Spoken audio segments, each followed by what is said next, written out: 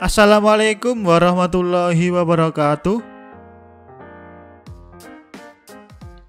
Selamat datang dan berjumpa lagi di channel Belajar Matstat yang mengulas terkait matematika, statistika, dan penerapannya. Pada video sebelumnya, kita sudah membahas suatu pengujian hipotesis dengan satu sampel rata-rata. Kemudian, selanjutnya dalam video ini kita akan membahas pengujian hipotesis dengan dua sampel rata-rata. Jenis uji statistika ini bertujuan untuk membandingkan rata-rata dari dua grup atau populasi. Hipotesis komparatif dua sampel rata-rata, di mana arah pendekatannya ada dua, memakai statistika parametrik atau statistika non-parametrik. Namun dalam video ini kita akan fokus terlebih dahulu pada pendekatan statistika parametrik, di mana pendekatan ini dibagi lagi menjadi dua, yaitu ada dependent dalam hal sampelnya atau sampel yang saling berpasangan. Yang kedua ada sampel yang independen atau saling bebas. Kita bahas terlebih dahulu bagaimana suatu sampel itu dikatakan sampel yang dependen dan bagaimana suatu sampel itu dikatakan sampel yang independen. Sampel dependent atau sampel yang berpasangan itu bertujuan untuk melihat perbedaan atau perubahan dari suatu kelompok berdasarkan perlakuan atau treatment tertentu. Unit sampel antara kelompok perlakuan satu dan yang lain itu sebenarnya sama untuk memberikan perlakuan yang berbeda. Contoh, suatu penelitian yang digunakan untuk menguji apakah ada perbedaan hasil kesembuhan antara pemberian obat X dengan obat Y pada pasien, di mana arah dari penelitian ini untuk mengetahui apakah terdapat perbedaan dari hasil kesembuhan antara obat X dengan obat Y. Kemudian contoh kedua, ada suatu penelitian untuk menguji apakah ada perbedaan perkembangan pemahaman siswa dengan suatu metode pembelajaran antara metode pembelajaran A dengan metode pembelajaran dari B. Dalam hal ini, seorang siswa sebagai unit sampel yang nantinya akan diuji menggunakan metode pembelajaran A dan diuji dengan metode pembelajaran B. Hal ini bertujuan untuk mengetahui apakah terdapat perbedaan antara hasil dari metode pembelajaran A dengan metode pembelajaran dari metode B. Sampel saling bebas atau independen. Unit sampel antara kelompok perlakuan satu dan yang lain dalam sampel saling bebas atau independen itu berbeda, sehingga tidak mungkin satu unit sampel tertentu itu berada dalam kelompok perlakuan yang berbeda. Contoh, suatu penelitian yang digunakan untuk menguji apakah terdapat perbedaan antara prestasi antara siswa laki-laki dan perempuan. Dalam hal ini, satu unit sampel yang berupa seseorang itu dikategorikan laki-laki, siswa laki-laki atau perempuan, tidak mungkin keduanya. Contoh kedua yaitu penelitian yang digunakan untuk menguji apakah terdapat perbedaan kesejahteraan antara ASN dengan pegawai swasta. Dalam hal ini, satu unit sampel atau seseorang itu dikategorikan secara terpisah, yaitu antara seseorang dikategorikan ASN atau pegawai swasta. Kemudian kita lanjutkan ke bentuk hipotesis komparatif dari dua sampel rata-rata. Yang pertama ada hipotesis komparatif dua arah, di mana bentuk hipotesisnya bisa kita tuliskan sebagai berikut, yaitu H0-nya ada μ1 dikurangi μ2 itu sama dengan D0. Artinya terdapat rata-rata selisihnya antara populasi pertama dan kedua itu sebesar D0. Kemudian H1-nya dituliskan dengan μ1 dikurangi μ2 itu tidak sama dengan D0. Artinya selisih rata-rata antara populasi pertama dengan populasi kedua itu tidak sama dengan D0. Kemudian jika nanti tidak ada informasi yang menyatakan selisih rata-rata antara populasi pertama dan kedua, nanti kita tuliskan dengan sebagai berikut, yaitu H0-nya μ1 sama dengan μ2. Artinya tidak ada perbedaan rata-rata antara populasi pertama dengan populasi kedua. Sementara itu H1-nya yaitu μ1 tidak sama dengan μ2. Artinya terdapat perbedaan rata-rata antara populasi pertama dengan populasi kedua. Nah, kemudian bentuk hipotesis yang selanjutnya ada hipotesis komparatif satu arah, yaitu yang mengacu pada arah kanan. Untuk hipotesis nolnya di sini kita tuliskan dengan mu1 dikurangi mu2 itu kurang dari sama dengan D0. Artinya selisih rata-rata dari populasi pertama dan populasi kedua itu tidak lebih dari D0 atau kurang dari sama dengan D0. Kemudian hipotesis satunya yaitu dituliskan dengan mu1 dikurangi mu2 itu lebih besar dari D0. Artinya selisih rata-rata antara populasi pertama dan kedua itu lebih dari D0. Kalau nanti suatu kasus tidak disebutkan berapa selisih rata-rata dari populasi pertama dan kedua atau tidak disebutkan nilai D0-nya, maka nanti bisa kita tuliskan sebagai berikut, yaitu H0-nya dituliskan dengan mu1 kurang dari sama dengan mu2. Artinya di sini mu1 atau rata-rata populasi pertama itu tidak lebih dari rata-rata populasi kedua.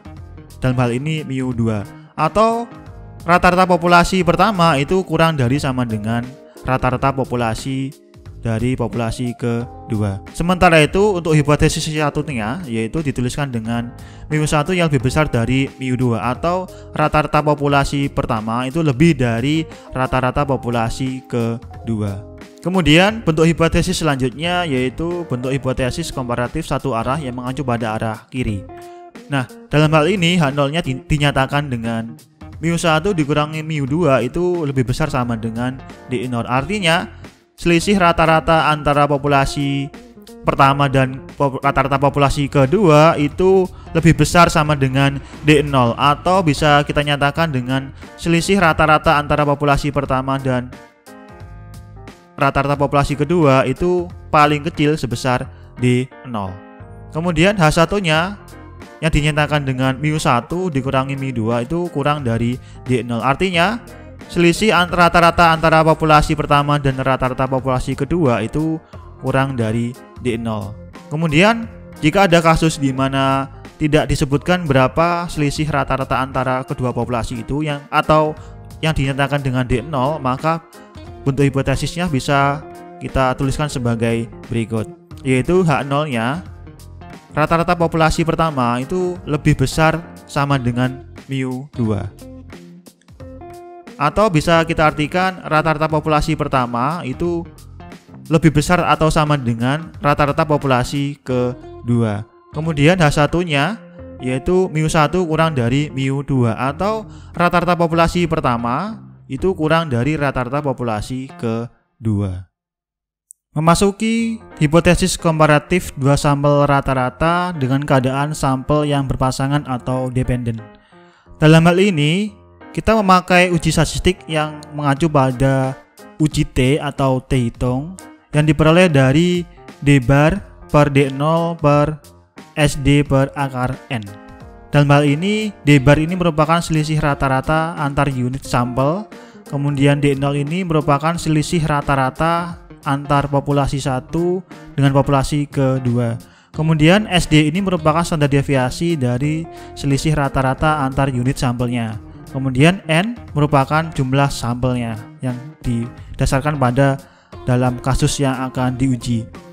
Dengan derajat bebas atau degree of freedom yang disimbolkan dengan V atau DF yang diperoleh dari jumlah sampel atau N yang dikurangi dengan 1.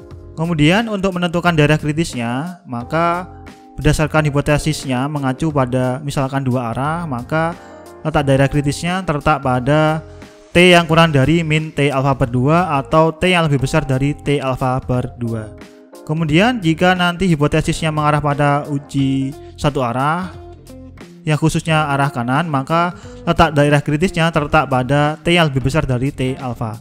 Jika nanti arah hipotesisnya mengarah ke satu arah dengan arah kiri, maka letak daerah kritisnya terletak pada T yang kurang dari min T alfa. Kemudian, contoh untuk kasus pengujian hipotesis komparatif dua sampel rata-rata dengan sampel yang saling berpasangan, yaitu adalah sebagai berikut. ada sebuah penelitian yang dilakukan untuk mengetahui ada tidaknya perbedaan produktivitas kerja pegawai sebelum dan sesudah diberi kendaraan dinas.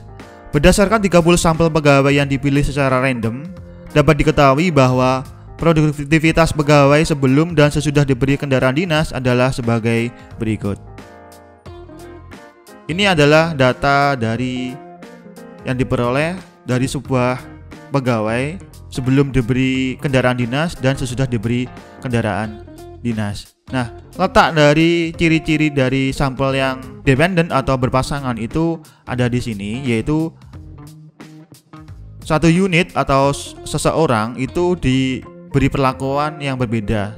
Kalau dalam hal ini ada 2 kali, yaitu sebelum diberi kendaraan dinas dan sesudah diberi kendaraan dinas. Nah, ini merupakan ciri-ciri dari sampel yang berpasangan. Penyelesaian. Nah, tahap pertama untuk menyelesaikan contoh kasus di atas yaitu kita akan merumuskan bentuk hipotesisnya.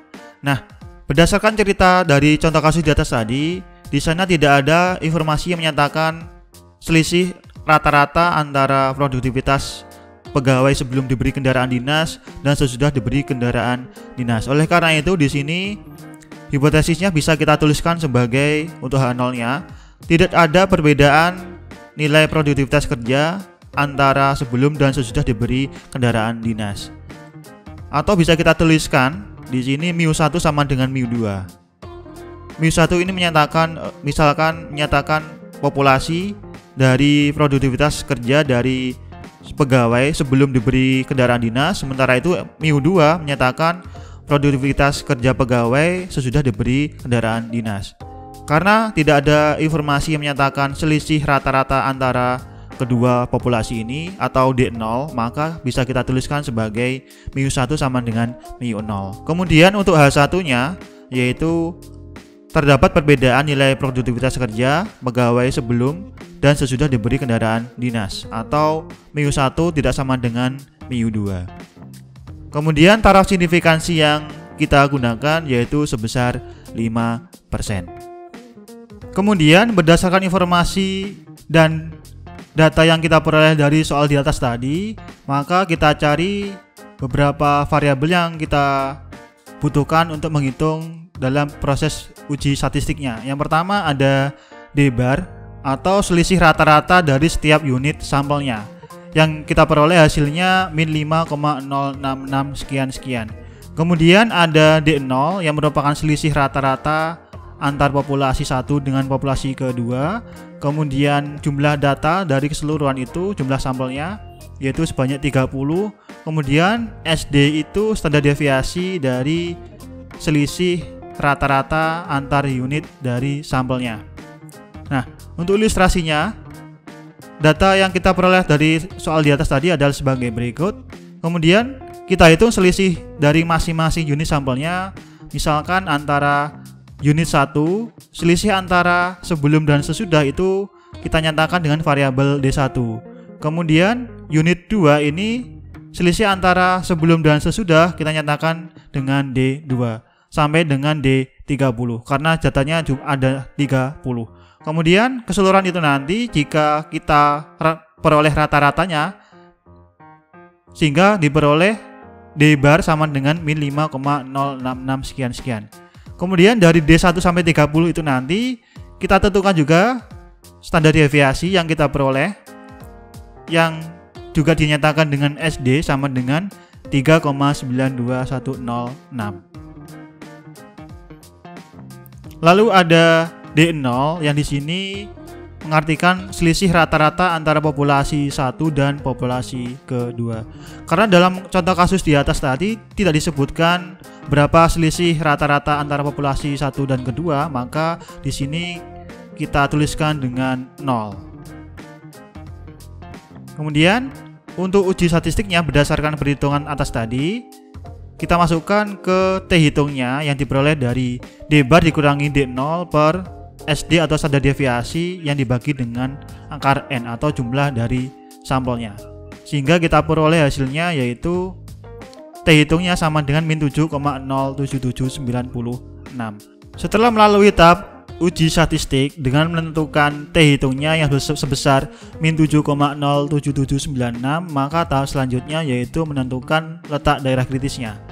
Untuk uji komparatif dua sampel rata-rata dengan sampelnya yang dependent atau berpasangan, maka beberapa hal yang kita cari dulu yaitu dalam menentukan letak daerah kritis, yaitu jumlah sampelnya yang disimbolkan dengan N, kemudian taraf signifikansi, dan yang ketiga derajat bebas atau degree of freedom. Dalam referensi yang lain bisa juga disimbolkan dengan V. Dari kesemua itu, hal ini diperoleh dari N atau jumlah sampel yang dikurangi dengan 1. Kemudian dari contoh soal di atas tadi kita peroleh informasi bahwa jumlah sampelnya sebanyak 30, kemudian alfa atau taraf signifikansi sebesar 5%, kemudian derajat bebasnya yang disimbolkan dengan V atau DF yaitu kita peroleh 29.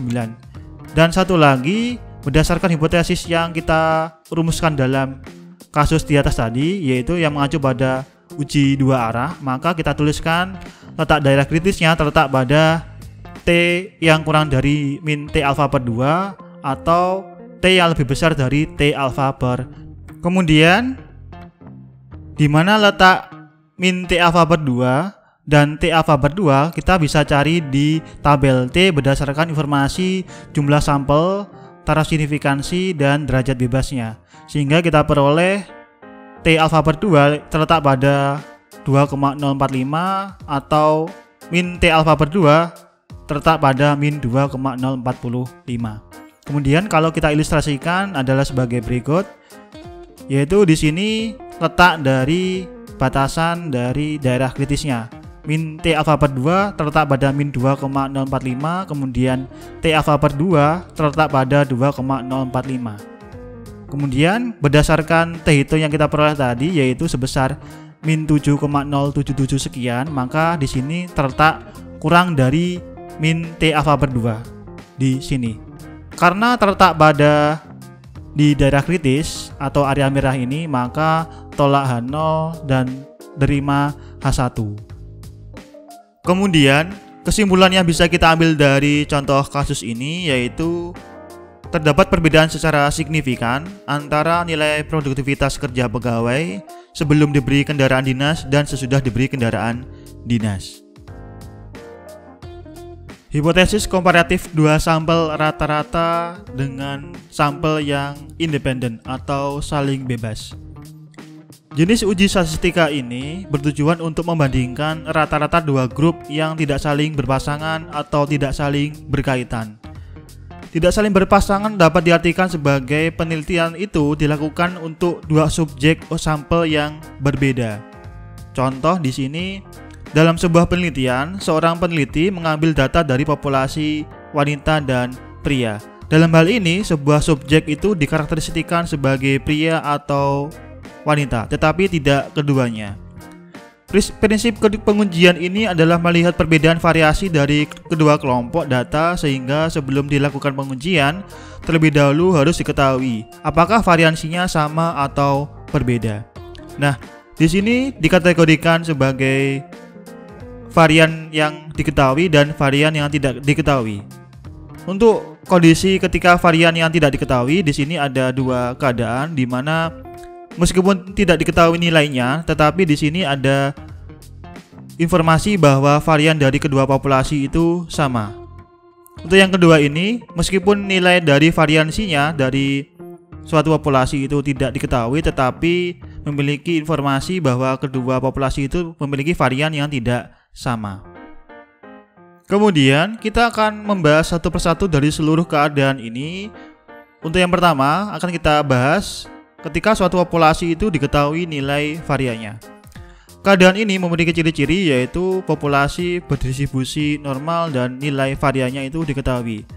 Untuk uji statistiknya untuk keadaan ini memakai uji Z, di mana kita akan menghitung nilai Z hitungnya yang dihitung berdasarkan rata-rata dari sampel populasi pertama dikurangi dengan rata-rata dari sampel populasi kedua, kemudian dikurangi dengan selisih antara rata-rata populasi pertama dengan populasi kedua. Kemudian keseluruhan itu nanti dibagi dengan akar varian dari populasi pertama dibagi dengan jumlah populasi pertama, kemudian dijumlahkan dengan varian dari populasi kedua yang dibagi dengan jumlah populasi kedua.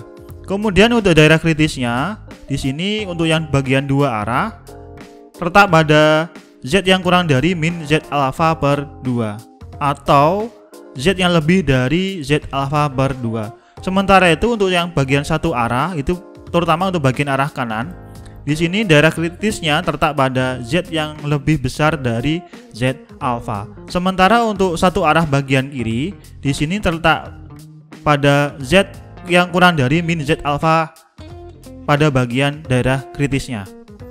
Kemudian kita akan membahas keadaan selanjutnya ketika suatu populasi itu tidak diketahui variannya.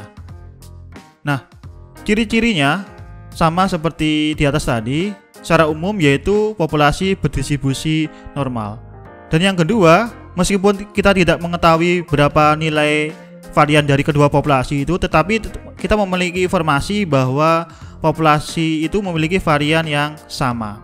Untuk uji statistiknya memakai uji statistik dengan uji T dengan menghitung T hitungnya berdasarkan nilai rata-rata dari sampel populasi pertama, kemudian dikurangi dengan rata-rata dari sampel populasi kedua, dikurangi dengan selisih antara rata-rata populasi pertama dengan kedua, kemudian semua itu dibagi dengan nilai SP.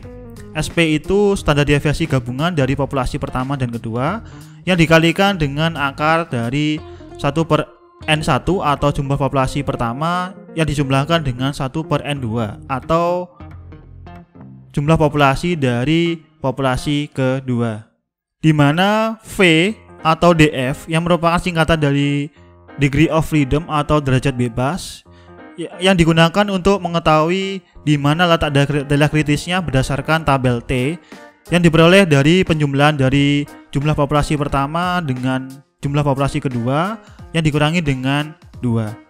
Kemudian SP atau standar deviasi gabungan dari populasi pertama dan kedua di sini diperoleh dari N1 dikurangi 1 yang dikalikan dengan S1 kuadrat atau standar deviasi sampel populasi pertama, kemudian dijumlahkan dengan N2 dikurangi 1 yang dikalikan dengan S2 kuadrat atau S2 ini merupakan standar deviasi dari sampel populasi kedua. Kemudian semuanya itu nanti dibagi dengan jumlah populasi pertama dan juga jumlah populasi kedua yang dikurangi dengan 2. Kemudian daerah kritisnya di sini berhubung memakai uji T, maka untuk daerah kritisnya mengacu pada tabel T. Sehingga untuk daerah kritis dari dua arah terletak pada T yang kurang dari min T alpha bar 2 atau T yang lebih besar dari T alpha bar 2. Sementara itu kalau daerah kritisnya memiliki satu arah, untuk yang bagian kanan yaitu terletak pada T yang lebih besar dari T alpha. Sementara untuk satu arah yaitu bagian kiri terletak pada T yang kurang dari min T alpha. Kemudian untuk bagian terakhir, ketika suatu populasi itu, kedua populasi itu tidak diketahui nilainya, memiliki ciri-ciri umum yaitu yang pertama populasi berdistribusi normal. Kemudian ciri-ciri khususnya, meskipun varian dari kedua populasi itu tidak diketahui nilainya, tetapi ada informasi bahwa varian dari kedua populasi itu tidak sama. Kemudian ciri-ciri lainnya untuk uji statistiknya yaitu yang mengacu pada uji T yang didasarkan pada perhitungan T hitungnya yang diperoleh dari rata-rata sampel dari populasi pertama dikurangi dengan rata-rata sampel dari populasi kedua yang dikurangi dengan selisih antara rata-rata populasi pertama dengan populasi kedua. Kemudian semua itu dibagi dengan akar S1 kuadrat itu merupakan standar deviasi dari populasi pertama yang dikuadratkan, kemudian dibagi dengan jumlah populasi ke-1 atau populasi pertama, kemudian dijumlahkan dengan S2 kuadrat atau standar deviasi dari populasi kedua yang dikuadratkan, kemudian dibagi dengan N kuadrat atau jumlah populasi kedua. Kemudian karena di sini mengacu pada uji T, maka nanti untuk daerah kritisnya mengacu pada derajat bebas atau V yang dihitung berdasarkan formula sebagai berikut. Kemudian untuk daerah kritisnya di sini untuk dua arah terletak pada T yang kurang dari min T alfa per 2 atau T yang lebih besar dari T alfa per 2. Sementara itu untuk daerah kritis di satu arah, terutama bagian arah kanan, terletak pada T yang lebih besar dari T alfa. Kemudian daerah kritis dari bagian satu arah, yaitu arah kiri, terletak pada T yang kurang dari min T alfa.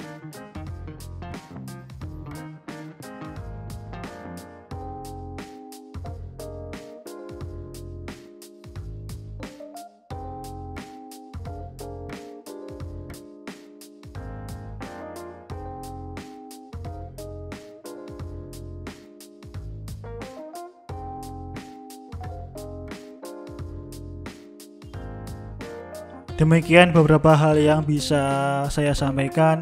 Insya Allah kita akan lanjutkan lagi di video selanjutnya. Terima kasih atas perhatiannya. Semoga bermanfaat. Wassalamualaikum warahmatullahi wabarakatuh.